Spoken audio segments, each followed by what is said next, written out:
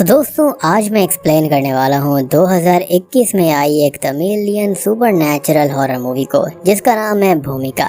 इसको आप एक Tamil eco action thriller horror movie कह सकते हो। इस मूवी का जो कॉन्सेप्ट है ना, वो दूसरी मूवी से काफी हटकर है, क्योंकि यहाँ पर आपको नेचर और हॉरर दोनों का ही एक मजेदार कॉम्बिनेशन मिलने वाला है। तो उम्मीद करता हूँ कि आपको ये जरूर पसंद आएगा। तो चलिए अब बिना किसी देरी के चलते हैं सीधा वीडियो की तरफ। तो मूवी की शुरुआत में हम एक प्रेग्नेंट लेडी को देखते हैं जो कि अपने हस्बैंड से कॉल पर बात कर रही होती है। उसका हस्बैंड ड्राइविंग के दौरान ही उसे बताता है कि उसे एक बड़ा प्रोजेक्ट मिला है, जिससे वो लेडी काफी खुश हो जाती है। लेकिन फिर अगले ही पल उसके हस्बैंड का एक्सीडेंट हो जाता है एंड ऑन द स्पॉट उसकी मौत हो जाती है। अब अगले सीन में हम बारी बारी से मूवी के सभी मेन कैरेक्टर्स को देख पाते हैं। सबसे पहले है संयुक्ता, जो कि एक साइकोलॉजिस्ट है जिसको हम सैम बुलाएंगे। सैम का हस्बैंड गौतम है जो कि एक आर्किटेक्ट है, और इन दोनों का एक बेटा है जिसका नाम सिद्धू है। यहाँ पर सिद्धू को एक तरह की बीमारी होती है जिसकी वजह से 4 साल का होने के बावजूद भी उसे बोलना नहीं आता था, जो कि इन दोनों पेरेंट्स के लिए ही काफी मुश्किल है। खैर यहाँ पर गौतम अपने बचपन की बेस्ट फ्रेंड गायत्री को पिकअप करने जाता है। गायत्री, जो कि स्पेन की एक फेमस आर्किटेक्ट है, वो यहाँ पर सिर्फ गौतम की रिक्वेस्ट पर ही उसके लेटेस्ट प्रोजेक्ट में काम करने के लिए आई थी।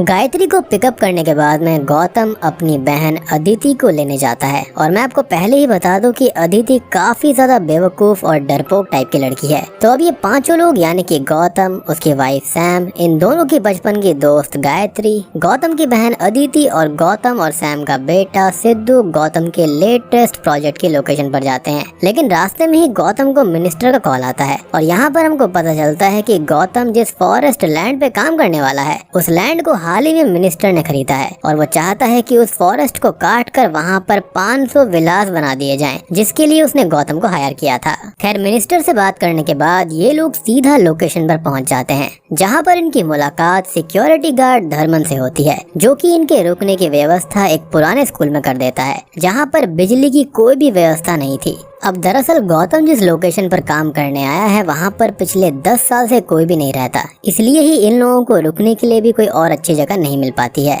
खैर शाम होते ही धर्मन जनरेटर को ऑन कर देता है, लेकिन वो गौतम को बताता है कि जनरेटर ज्यादा टाइम तक नहीं चलने वाला, इसलिए उनको जनरेटर का बेल्ट बदलना होगा। लेकिन गौतम कहता है कि इसकी कोई जरूरत नहीं है, क्योंकि मिनिस्टर ने ये कहा है कि अगले हफ्ते से यहाँ पर बिजली की फैसिलिटी हो जाएगी। जिसके बाद ये दोनों धर्मन की साइकिल लाने शहर की तरफ निकल जाते हैं। मीनवाइल हम गायत्री को देखते हैं, जो कि अपने दोस्त कृष्णा से चैट कर रही होती है। लेकिन तभी वहाँ पर गौतम की बहन अदिति आ जाती है, जो कि कहती है कि तुम कृष्णा से उसकी फोटो मांगो, क्योंकि वो देखना चाहती थी कि शादी के बाद कृष्णा के लुक्स में क्या चेंजेस आए हैं। दरअसल कृष्णा, गौतम और गायत्री तीनों बचपन के दोस्त थे, इसलिए अदिति भी उसको जानती थी। तो यहाँ पर ये दोनों लड़कियां प्लान करती हैं कि पहले ये अपनी फोटो कृष्णा को भेजेंगी और फिर उससे उसकी फोटो मांगेंगी, ताकि कृष्णा को ये ना लगे कि गायत्री उसमें इंटरेस्टेड है। लेकिन जब ये अपनी फोटो क्लिक करके कृष्णा को भेजती हैं और उससे उसकी फोटो मांगती हैं, तो कृष्णा कहता है कि तुमने जो फोटो क्लिक करी है मैं उसी में हूँ। और जब ये उस फोटो को देखती हैं तो उसके अंदर पीछे एक शैडो होती है, जिसको देखकर अदिति जोर से चिल्लाने लगती है, जिसे सुनकर सैम वहाँ पर आ जाती है, जो कि उस फोटो को देखकर ये बताती है कि वो शैडो पीछे रखे हुए वास की है। लेकिन तभी कृष्णा का मैसेज आता है कि जब तुम लोग सीरियस होगे तब मैं तुम्हें नजर आऊंगा। जिसके बाद में अदिति और ज्यादा डर जाती है, और इसलिए सैम गायत्री से ये कहती है कि तुम कृष्णा रिप्लाई मत दो, वो बस मजाक कर रहा होगा। मीनवाइल गौतम सहमा हुआ घर वापस आता है, जिससे सैम पूछती है कि धर्मन कहाँ पर है, जिस पर गौतम कहता है कि वो साइकिल चलाकर बाद में आएगा, और इतना कहकर वो चुपचाप सीढ़ियों पर जाकर बैठ जाता है। तब तक वहाँ पर गायत्री और अदिति भी आ जाती हैं। जिसके बाद में गौतम कहता है कि उनके बचपन के दोस्त कृष्णा की पिछली रात एक्सीडेंट में मौत हो गई थी। और यहाँ पर मूवी की शुरुआत में हमने जिस हस्बैंड वाइफ को देखा था, वो कृष्णा और उसकी वाइफ थी। और सबसे शॉकिंग बात ये होती है कि गौतम की बात सुनकर गायत्री और अदिति बिल्कुल डर जाते हैं, क्योंकि पिछले 1 घंटे से कृष्णा उनसे चैट कर रहा था, और अगर वो इस दुनिया में नहीं रहा तो उनसे बात कर कौन रहा था। जिस पर सैम ये कहती है कि हो सकता है कि किसी ने एक्सीडेंट वाली जगह से कृष्णा का मोबाइल उठा लिया होगा और वही गायत्री से मजाक कर रहा होगा। जिसको सुनकर पर गौतम कहता है कि इस एरिया में पिछले 8 सालों से कोई मोबाइल नेटवर्क है ही नहीं, ना ही कोई टावर है, तो मोबाइल में सिग्नल कैसे आ रहा था। जिस पर सैम कहती है कि सैटेलाइट सिग्नल वीक होने की वजह से ये चीज पॉसिबल है। असल में होता क्या है ना कि जब भी इंसानों के साथ में कोई भी सुपर नेचुरल चीज होती है तो हम उसको क्या करते हैं, उसको जस्टिफाई करने की कोशिश करते हैं, उसको लिंक करते हैं किसी न किसी टेक्नोलॉजी से। यहाँ पर वही चीज हो रही थी। जिसके बाद गौतम गायत्री को कहता है कि तुम कृष्णा को ब्लॉक करके अपना फोन स्विच ऑफ कर लो। जिसके बाद में ये लोग डिनर करने के लिए जाते हैं, लेकिन तभी इन्हें गायत्री के फोन पर मैसेज के नोटिफिकेशन की आवाज आती है, जिस पर गायत्री डरते हुए अपने फोन की बैटरी उनको दिखाती है। यानी कि गायत्री ने अपने फोन से बैटरी तक निकाल दी थी, लेकिन इसके बावजूद भी उसे फोन में लगातार कृष्णा के मैसेजेस आ रहे थे। अब ये सभी लोग काफी ज्यादा डर जाते हैं। जिसके बाद में गौतम गायत्री का फोन लेने ऊपर उसके रूम में जाता है, लेकिन तभी वहाँ पर लाइट चली जाती है। जिसके बाद ये चारों और डर जाते हैं और शायद से यहाँ पर जनरेटर ने काम करना बंद कर दिया होगा। लेकिन इन लोगों को ये लगता है कि शायद ये भी कृष्णा के भूत ने किया है। जिसके बाद में अदिति रोना चिल्लाना शुरू कर देती है कि उसको घर जाना है और गायत्री भी वापस घर चलने को बोलती है, लेकिन गौतम इसके लिए मना कर देता है क्योंकि उसे इस प्रोजेक्ट से काफी ज्यादा पैसे मिलने वाले थे। लेकिन फिर सैम गौतम को अकेले में समझाती है कि सेफ्टी पहले है और वो बाद में वापस आकर इस प्रोजेक्ट को हैंडल कर सकता है। जिसके बाद ये सभी कार से भागने की कोशिश करते हैं, लेकिन इनकी कार ही शुरू नहीं होती। जिसके बाद अदिति कहती है कि चलो पैदल ही चलते हैं। जिस पर गौतम इन्हें बताता है कि जंगल में ढेर सारे जंगली जानवर हैं, तो रात में इनके लिए बाउंड्री से बाहर जाना सेफ नहीं होगा। इसलिए अब सभी लोग अंदर आ जाते हैं और देखते हैं कि कृष्णा ने इन्हें एक मैसेज 3 बार भेजा होता है, जिसके अंदर लिखा हुआ था माउंट रोज यार्ड स्कूल। जिसको पढ़ने के बाद में गायत्री कहती है कि उसने एक मैगजीन में पढ़ा था कि 10 साल पहले माउंट रोज यार्ड स्कूल में कोई हादसा हुआ था, लेकिन वो हादसा क्या था इस बारे में उसको कुछ भी याद नहीं है। जिसके बाद गौतम इनको इशारों में बताता है कि ये लोग माउंट रोज यार्ड स्कूल में ही खड़े हैं। लेकिन जैसा कि मैंने आपको बताया था कि अदिति बेवकूफ है, तो उसे गौतम के इशारे समझ नहीं आते। जिसके बाद में गायत्री गौतम से पूछती है कि क्या इस प्रोजेक्ट से कृष्णा का कोई रिश्ता है, जिस पर गौतम ना बोल देता है। फिर उसके बाद में गायत्री कृष्णा को मैसेज करके इसके बारे में पूछती है, लेकिन वो कोई रिप्लाई नहीं देता। फिर ये लोग सोचते हैं कि शायद कृष्णा इन्हें कुछ और ही बताना चाहता होगा। इसलिए गौतम स्कूल की लाइब्रेरी में जाकर हादसे वाली मैगजीन को ढूंढने निकल जाता है। मीनवाइल गायत्री और सैम पूरे घर में मोमबत्तियां जलाने लगते हैं, लेकिन तभी अदिति अपनी बेवकूफी में अकेले ही घर से बाहर निकल जाती है और उसे कोई रोकता भी नहीं है, क्योंकि सबको यही लगता है कि वो डर की वजह से बाउंड्री से बाहर तो जाएगी नहीं। लेकिन हम देखते हैं कि अदिति गेट से बाहर चली जाती है, जहाँ पर जंगली कुत्ते उस पर हमला कर देते हैं। लेकिन तभी वहाँ पर धर्मन अपनी साइकिल से पहुँच जाता है और उसको बचा लेता है। मीनवाइल गौतम मैगजीन्स को लेकर वापस आता है, जहाँ पर अदिति के बारे में पता चलने पर वो सीधा अदिति को बचाने के लिए भागता है। लेकिन जब तक वो वहाँ पर पहुँचता तब तक धर्मन और अदिति दोनों घायल हो गए थे, और तो और एक जंगली कुत्ता गौतम के हाथ में भी काट लेता है। अब ये सभी जख्मी हालत में स्कूल में आ जाते हैं, जहाँ पर अदिति इतना रोती चिल्लाती है कि सैम अपने बेटे सिद्धू को एक रूम में ले जाकर सुला देती है और फिर अदिति को टेटनस और रेबीज का इंजेक्शन लगाती है। इसके बाद में ये लोग माउंट रोज यार्ड स्कूल मिस्ट्री वाली मैगजीन्स में देखते हैं कि अंदर के पेजेस को किसी ने फाड़ दिया था, लेकिन फिर भी कवर पेज पर छपी फोटो को देखकर ये समझ जाते हैं कि माउंट रोज यार्ड स्कूल मिस्ट्री भूमिका नाम की एक 15 साल की लड़की के खून से जुड़ी है। जिसके बाद में गौतम गायत्री और कृष्णा के चैट चेक करता है और वो शॉक्ड हो जाता है, क्योंकि जिस फोटो को गायत्री और अदिति ने कृष्णा को भेजा था उसके अंदर भूमिका की स्पिरिट दिख रही होती है। जिसके बाद वो गायत्री और सैम को भी वो फोटो दिखाता है और अब सभी लोग समझ जाते हैं कि इतनी देर से उन्हें कृष्णा नहीं बल्कि भूमिका की स्पिरिट मैसेज कर रही थी। मीनवाइल हम देखते हैं कि धर्मन अपनी चोट पर आयुर्वेदिक पट्टी लगाकर जनरेटर ठीक करने में लग जाता है और इधर सैम साइकोलॉजिस्ट होने की वजह से भूमिका के मैसेजेस के पैटर्न को देखकर ये समझ जाती है कि वो कोई नॉर्मल बच्ची नहीं बल्कि एक स्पेशल चाइल्ड थी, जो कि शायद किसी मानसिक बीमारी का शिकार हो। जिसके बाद में सैम उसे उसके ही अंदाज में मैसेज करती है, जिसके तुरंत बाद ही उसका रिप्लाई भी आता है, जिसके अंदर मैगजीन से कट किए गए पेजेस का पता लिखा होता है। जिसके बाद में सैम गौतम से कहती है कि तुम अपनी बहन को संभालो और मैं जाकर पेजेस लेकर आती हूँ। और फिर सैम धर्मन के साथ जाकर उन पेजेस को लेकर आती है, जिसके अंदर लिखे हुए आर्टिकल्स को पढ़ने के बाद इन्हें भूमिका की रियल स्टोरी पता चलती है। असल में भूमिका के पिता गणेशन माउंट रोज यार्ड स्कूल के लाइब्रेरियन हुआ करते थे, इसलिए इन्हें स्कूल कैंपस में रहने के लिए क्वार्टर भी मिल गया था। गणेशन चाहता था कि भूमिका को माउंट रोज यार्ड स्कूल में 10th क्लास में एडमिशन मिल जाए, लेकिन स्कूल के प्रिंसिपल ने इसके लिए साफ मना कर दिया था, क्योंकि उनके अकॉर्डिंग भूमिका एक स्पेशल चाइल्ड थी, इसलिए इंडियन लॉ के अकॉर्डिंग उसे स्पेशल स्कूल में ही पढ़ना चाहिए। पर गणेशन अपनी बच्ची को खुद से अलग स्पेशल बच्चों के स्कूल में पढ़ने नहीं भेज सकता था, क्योंकि उसे मालूम था कि भूमिका भूमिका वहाँ पर नहीं रह पाएगी।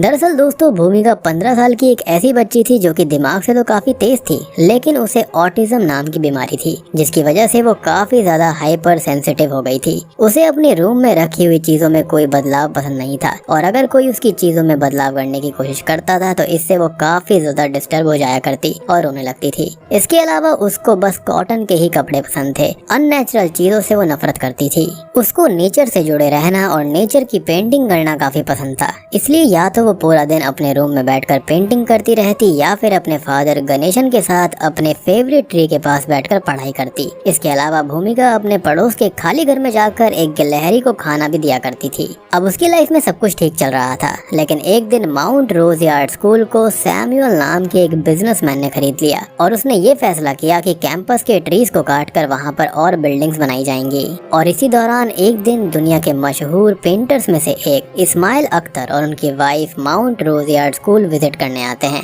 जहाँ पर उनको भूमिका की पेंटिंग नजर आती है, जिसको देखकर वो दोनों काफी इम्प्रेस्ड हो जाते हैं और गणेशन से कहते हैं कि तुम अपनी बेटी को एक हफ्ते के लिए चलने वाले पेंटिंग वर्कशॉप में पार्टिसिपेट करवाओ। जिसके बाद में इस्माइल अख्तर की देखरेख में भूमिका और स्कूल के दूसरे बच्चे एक हफ्ते तक लगातार पेंटिंग्स करते हैं और यहाँ पर इस्माइल अख्तर भूमिका का टैलेंट पहचान जाता है और गणेशन से बोलता है कि उसके जैसे टैलेंटेड लड़की को पढ़ाई की जरूरत नहीं है, वो भूमिका की पेंटिंग्स को इंटरनेशनल कंपटीशन में सबमिट करेगा, जिसका रिजल्ट कुछ दिनों में आ जाएगा। और ये कहकर इस्माइल अख्तर अपनी वाइफ के साथ वहाँ से चला जाता है। मीनवाइल भूमिका अपने पड़ोस के खाली घर में जाकर दीवार पर अपने फेवरेट ट्री की पेंटिंग बनाना शुरू कर देती है, जिसके कुछ ही दिनों के बाद में सैमुअल को ये पता चलता है कि भूमिका पेंटिंग कंपटीशन जीत गई है, लेकिन वो उसके स्कूल में नहीं पढ़ती थी, इसलिए वो अपने स्कूल का नाम फेमस करने के लिए भूमिका को माउंट रोज यार्ड स्कूल में एडमिशन दे देता है, जिससे गणेशन काफी खुश होता है और वो भूमिका को घर पर लेने जाता है ताकि वो प्रिंसिपल को थैंक यू बोल सके।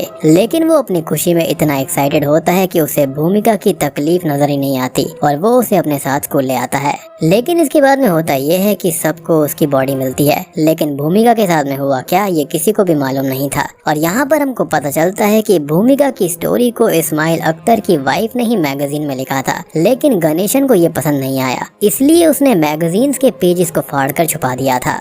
खैर, उसकी स्टोरी जानने के बाद में धर्मन मुस्कुराता हुआ उठता है और जाके जनरेटर चालू कर देता है। अब इधर इन लोगों को पता चलता है कि भूमिका के मरने के कुछ दिनों के बाद में ही यहाँ पर मिस्टीरियस तरीके से लोग मरने लगे, जिसकी वजह से स्कूल बंद हो गया और आसपास के गांव के लोग भी अपने घर छोड़कर चले गए। जिसके बाद 10 सालों में आसपास के गाँव भी जंगल में तब्दील हो गए। जिसके बाद में गौतम भूमिका की पेंटिंग देखने चला जाता है और गायत्री और सैम सोच ही रहे थे कि आखिर भूमिका की मौत हुई कैसे होगी, लेकिन तभी धर्मन आकर कहने लगता है कि भूमिका बिल्कुल भूमि यानी कि मदरलैंड यानी कि नेचर की तरह है और उसे सिर्फ नेचुरल चीजें ही पसंद है और उसे बदलाव बिल्कुल भी पसंद नहीं है। इसलिए अगर तुम लोग यहाँ पर अपनी मनमर्जी चलाने की कोशिश करोगे तो वो तुम सभी को खत्म कर देगी। लेकिन गायत्री और सैम को धर्मन की बात समझ नहीं आती। मीनवाइल अदिति गायत्री का फोन ले जाकर तोड़ देती है, जिसे ढूंढते हुए गायत्री वहाँ पर पहुँच जाती है और उसे अदिति के पीछे भूमिका का भूत दिखाई देता है, जो कि अगले ही पल अदिति को एक झापड़ लगाता है, जिससे कि वो नीचे गिरकर बेहोश हो जाती है।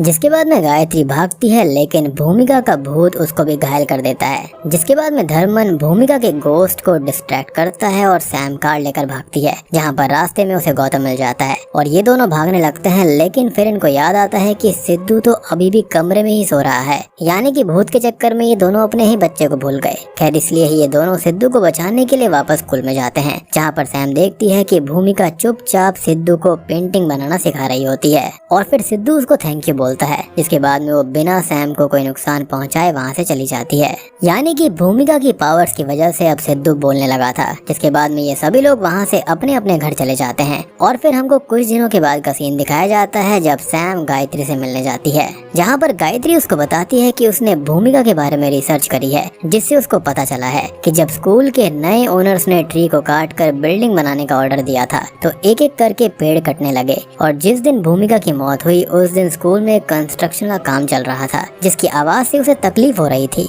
और फिर जब उसके फादर उसे प्रिंसिपल से मिलवाने स्कूल ला रहे होते हैं तो भूमिका ने ये देखा कि उसका फेवरेट ट्री कटने जा रहा था, इसलिए भूमिका उस पर अपना सर पटक पटक कर रोने लगी। जिसके बाद में गणेशन ने कंस्ट्रक्टर से बात करके काम रोकने की कोशिश की, लेकिन काम नहीं रुका और जब तक वो भूमिका के पास में आया तब तक भूमिका ने खुद को इतनी चोट पहुंचा ली थी कि उसी से उसकी मौत हो गई। जिसके बाद में जितने भी लोग कंस्ट्रक्शन के काम में इन्वॉल्व थे उन सभी की बारी बारी से मौत हुई। यानी कि इसका साफ मतलब ये था कि मरने के बाद भी भूमिका की स्पिरिट नहीं चाहती थी कि वहाँ पर कोई भी कंस्ट्रक्शन का काम हो और नेचर को कोई भी नुकसान हो, और इसलिए जब ये लोग भी वहाँ पर गए तो भूमिका इन्हें मारने के मकसद से इनके पीछे बढ़ गई थी, क्योंकि ये लोग भी वहाँ पर पेड़ों को काटने के लिए आए थे। लेकिन शायद से सिद्धू को देखकर उसका दिल पिघल गया था और इसलिए ही भूमिका ने इन्हें वहाँ से जाने दिया। अब ये सब सुनकर सैम सीधा गौतम से मिलने के लिए भागती है और हम फ्लैशबैक सीन्स के जरिए ये देख पाते हैं कि कृष्णा ने ही गौतम को इस प्रॉपर्टी के बारे में बताया था। यानी कि कृष्णा और गौतम दोनों इसके कंस्ट्रक्शन के काम में इन्वॉल्व थे,